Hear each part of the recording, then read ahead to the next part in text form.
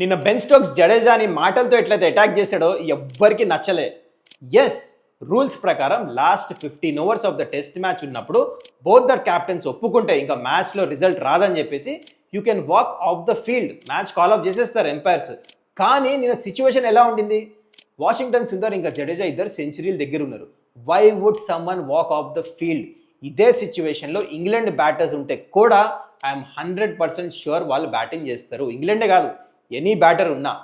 ఇది తెలిసి కూడా బెన్ స్టోక్స్ వెళ్ళి జడేజాని ఫోర్స్ చేశాడు.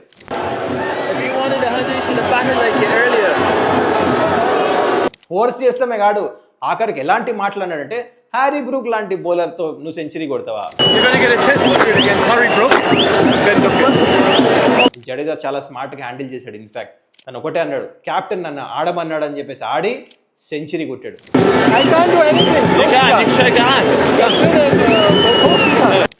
That is Jadeja for you. And తనే కాదు, వాషింగ్టన్ సుందర్ కూడా సెంచరీ కంప్లీట్ చేశాడు. అండ్ యంగ్ ఇండియన్ టీమ్ ఈ మ్యాచ్ డ్రా చేశారేమో కానీ మ్యాచ్ గెలిచిన ఫీలింగ్ వచ్చింది. ఐఎమ్ షూర్ మీకు కూడా ఇదే ఫీలింగ్ వచ్చి ఉంటుంది. చూడండి, ఇంగ్లాండ్ బ్యాస్ బాల్ అంటారు, అన్ని మ్యాచ్లు గెలుస్తారు, మేము ఎప్పుడు గెలుస్తానికే ఆడతామంటారు. అక్కడ నుంచి ఎక్కడ దాకా తెచ్చారు, ఆఖరికి ఈ మ్యాచ్ డ్రా చేద్దాం కదా, ఇంకా ఆపేద్దాం, వెళ్ళిపోదాం అనే దాకా తెచ్చారు.